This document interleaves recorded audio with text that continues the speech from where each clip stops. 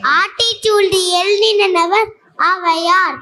ஔவையார் சின்ன வயசுலயே வயசானவங்களாகணும்னு வரம் கேட்டாங்க. ஆட்டிச்சூடியில மட்டும் 109 லைன்ஸ் இருக்கு. நன்றி, வணக்கம்.